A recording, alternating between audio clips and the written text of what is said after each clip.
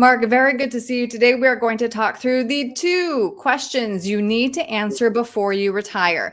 As you get closer to retirement, a lot of questions start popping up, but 2 stand out as the most important to answer before you hand in your notice. Question number 1: what single financial risk could make the biggest impact on your retirement? Yeah, there's a lot of risk to our retirement or threats to our retirement, but really, most people forget longevity risk. I Mm, mean, we're living longer as a global and aging global population. In fact, the fastest growing age population is centenarians, people over 100. So with that comes, hey, we got to create income for maybe 20, 30, maybe more years than when we were working in retirement.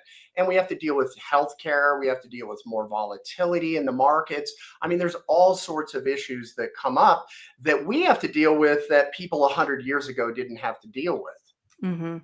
All right. Question number 2 then: how can you eliminate the possibility of this risk ruining your retirement income?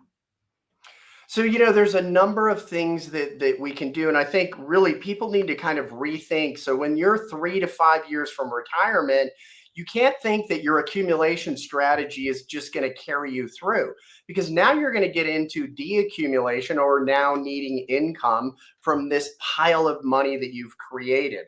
So the strategies that you incorporate into that income plan. So we need to look at things like maybe structured notes, buffered ETFs, maybe even annuities that create guaranteed income, creating our own private pensions, I see. because we have to have a replacement of our wage income that we were consistently getting every 2 weeks. So we have to do that same thing throughout our retirement. Mhm. Though it seems overwhelming, Mark. How do you begin to plan for a retirement with no known end date? Well, I think what we like to look at is we say, well, look, what if you live too long? Because we don't know when you're going to die. We don't know when you're going to get sick. We don't know how healthy or unhealthy you're going to be. So really, I think we have to step back in that planning process and really control or look at the variables that we can control, and we start from there. And then yeah, it's building that written financial plan that's going to address all of those threats, whether Mhm. that's longevity, healthcare, inflation, whatever it may be. Mhm. And then I'd like to ask, what goes into stress testing a client's income plan? Yeah, so the beauty of today is we have great technology. So with software, we can do what we call stress tests. So Mhm. obviously we have to plug in certain assumptions, but we can look at things like, hey, what if inflation runs 1% higher?